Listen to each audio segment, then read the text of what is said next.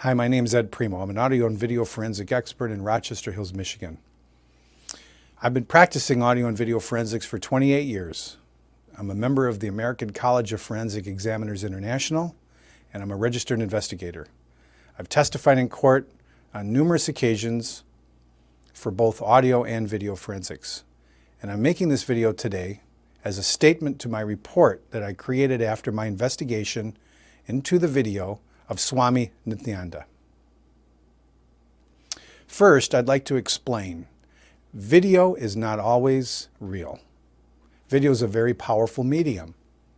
In the old days, you used to say, you can't always believe what you read. In this particular case, you can't always believe what you see. When I'm brought in to examine a piece of video evidence prior to testifying in court, I have access to the complete original video as it was recorded, the equipment that was used to make the video, as well as the audio portion of the video, so that I can determine whether or not the video is real and true. The video that I was provided by Life Bliss Foundation has several anomalies that I'd like to point out. Can you tell me the date the video was created? As far as I can tell, the specific file that I examined was created in December of 2009. And I know that because I accessed the properties in the file. Now, does that tell us that it was actually created in December of 2009? That's when this specific clip that I examined was created. We won't know when the video was actually created or any more details that we need to know to authenticate this video until we have access to examine the original file. First of all, it's only a portion of a complete video, which is very obvious the way that the video ends. Secondly, we have no way of knowing what type of chain of custody the video had from the time it was created to the time we received this copy. We don't even know if this is a copy of a copy or if it's a copy of an original. Chain of custody is very important on a video if it's going to be used as any kind of representation of the facts as they occurred, because having a chain of custody helps contribute to the genuineness and the authenticity of the video. So did you see any signs of alteration or tampering in the video that you examined?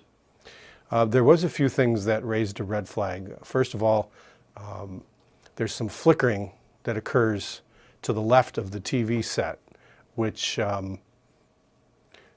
is more than likely caused by light. And if the light was indeed causing flickering, then I'm wondering, it raises a question, why is the television not flickering? What other things concern you about the video? The fact that there's no audio. It would have been very easy to record an audio track along with the video. And had that been the case, I would be able to conduct a voice identification so that we could be exact as to was there one person in the shot and then another person was overlaid? Were there two people in the shot to begin with? Do we hear two voices? Can we hear the television sound? None of that is available because there's no audio track. The lack of audio in the video is a huge concern from a forensic perspective, because it would have been very easy to record an audio track with that video, and I could have conducted a voice identification so we would know if the characters in the video are indeed all together or if they were assembled. I think one of the reasons why the audio track was left off of this video is because the characters in the video were not all together at the same time, and audio would have revealed that. I also did some research on the internet and looked at some other videos that are very similar in nature to this one, and there is all sorts of audio tracks compiled on top of it, music, graphics, pictures, text, and that also contributes to the lack of authenticity on the video, because while it was outside of the chain of custody, anybody who owns editing software could have very easily done tampering to this video to create events that did not occur, which is what I believe is a concern here. And the only way to determine if that is true or not is to have access to and be able to examine the original, the equipment that created the original, as well as the original digital file.